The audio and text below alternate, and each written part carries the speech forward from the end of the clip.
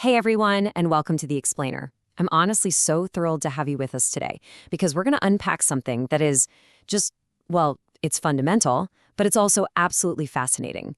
We're looking at the literal DNA of the commercial world, how businesses are legally structured. You know, whether you're just grabbing a pen from the corner shop or investing in some massive multinational corporation, the legal form that business takes, it dictates everything. It decides who makes the decisions and, maybe more importantly, who pays the debts when things go south. So to really wrap our heads around this, let's follow the journey of Neha. Imagine Neha is a bright final year student, and she's got a serious talent for painting. Over the summer, she started decorating these really cool clay pots and bowls, just selling them from her house to friends, neighbors, that sort of thing. And by the end of the summer, from just a tiny investment in paints and pottery, she actually made a profit of 2,500 rupees. She's absolutely thrilled. Now she wants to turn this little side hustle into a real career. But how exactly does a 2,500 rupee profit turn into a nationwide empire? Like, what structure should she actually choose? Okay, let's dive right into this. Here's our roadmap for today. 1. Starting small with sole proprietorships. 2. Family and partnership ties. 3. Power and numbers with cooperatives. 4. Going big with joint stock companies. And finally, 5. Choosing your business form. Let's kick things off with stage 1 of Neha's journey. Section 1, starting small with a sole proprietorship. So right now, Neha is operating straight out of her own home to save on rent, right? Which makes her a sole proprietor. It's right there in the name. Sole meaning only, and proprietor meaning owner. She owns the paints, she manages the sales, she totally controls the creative direction. Basically, she's the boss. She makes literally all the calls without having to ask anyone for approval. But this simplicity, it comes with a pretty massive trade-off. Now, the pros are fantastic. Neha keeps 100% of her profits, and she has that quick, on-the-fly decision-making power. But look at the con on the flip side. Unlimited liability. This is huge. In the eyes of the law, Neha and her business are literally the exact same entity.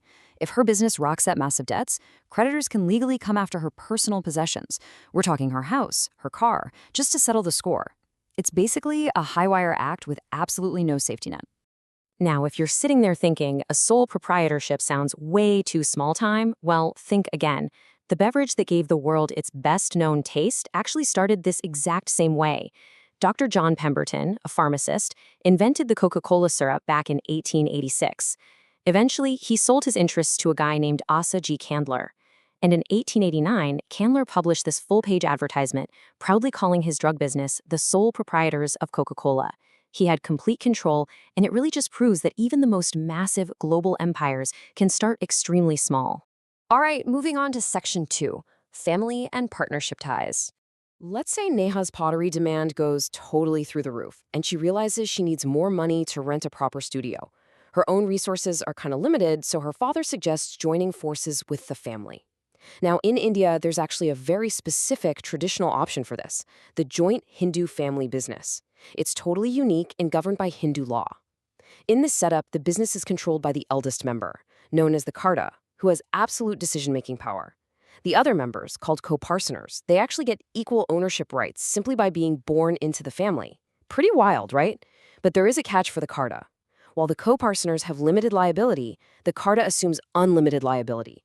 So it's immense power, yeah, but paired with immense personal risk. Now, if Neha just wants to set up a standard partnership with, say, her cousin, there are actually quite a few ways to structure it. You can have an active partner who puts in money and actually runs the day-to-day. You can have a sleeping or dormant partner who just fronts the cash but stays totally out of management. There's even a nominal partner who just, lends their name to the firm without investing a dime. But look closely at that liability breakdown. The absolutely crucial point to remember here is this. Regardless of whether you're active, sleeping, or secret, all these partners share unlimited liability. You are all personally on the hook for the firm's debts. Because everyone's personal assets are on the line, just having trust isn't really enough. Neha and her cousin absolutely need a partnership deed. Basically, this is a written agreement that acts as the ultimate rulebook for their business. It spells out exactly how much capital each person is bringing in, exactly how the profits and the losses will be split, and crucially, how they're going to solve disputes.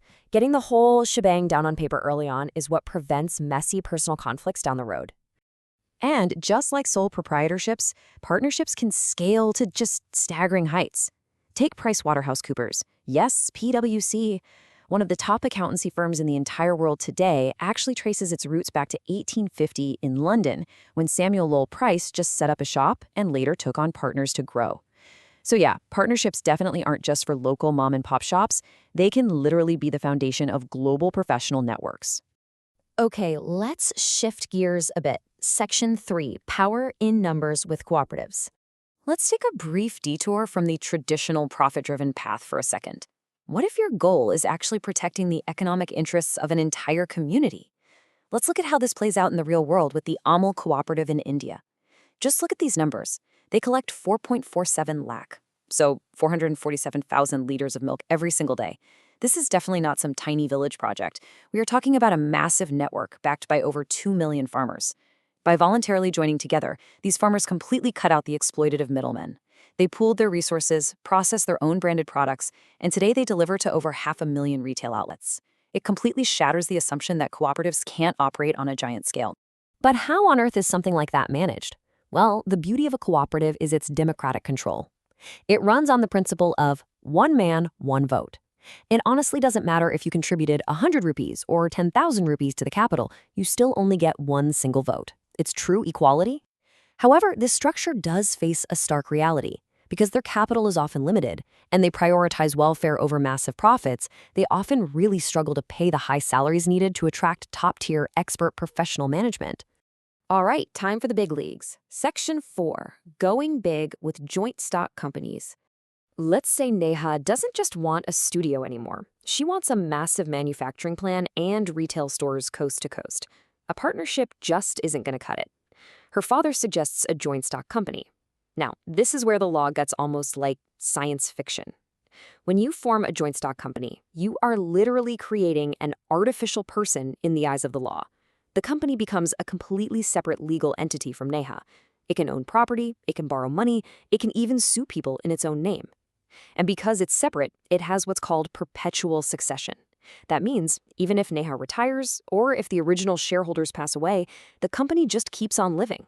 It's managed by an elected board of directors, and because this artificial person obviously can't hold a pen, it uses a common seal as its official signature. The absolute biggest advantage of this separate legal identity: limited liability. Let's look at a quick example with the number 6,000. Suppose an investor named Akshay holds 2,000 shares in a company. The shares are worth 10 rupees each, but so far he's only been asked to pay 7 rupees per share. That means he still owes 3 rupees on each of his 2,000 shares. If the company totally tanks and goes bankrupt, the absolute maximum amount Akshay can be forced to pay is 6,000 rupees, period. His personal car, his house, his personal bank accounts, they are completely untouchable by the company's creditors. His risk is strictly capped. It's a total game changer. When forming this company, Neha basically has 2 main paths. She can keep things relatively closed as a private company. This requires just 2 members to start, caps out at 200 members, and, crucially, it restricts the general public from buying shares. Or, if she wants to raise truly massive amounts of capital, she can form a public company. This requires at least 7 members to start, has absolutely 0 limit on maximum members, and it allows her to invite the general public to buy the company's shares. Which brings us to our final section, Section 5, Choosing Your Business Form. We've seen the whole evolution, right? From a solo living room operation all the way up to a corporate entity raising millions. But how do you actually choose? Well, this summary breaks down the balancing act perfectly. Need massive capital? A company is for sure your best bet, while a sole proprietorship is the weakest. Want to keep formation costs virtually at 0? Go sole proprietorship. You'll avoid all the expensive legal red tape of a company. Want to protect your personal assets from liability? Again, the company wins, while the sole proprietorship leaves you totally exposed. And for continuity, if you want the business to outlive you, you've got to form a company. At the end of the day, choosing a structure is always about weighing your desire for absolute control against your appetite for personal financial risk. So as we wrap up this explainer, I want you to think about your own ideas. Think about Neha and her pottery. Every single massive empire you see today, from Coca-Cola to Amul, they all started with a conscious choice about how to structure their foundation. From a solo hustle to a joint stock giant, which structure is going to build your future? Thank you so much for joining me on The Explainer today, and keep building.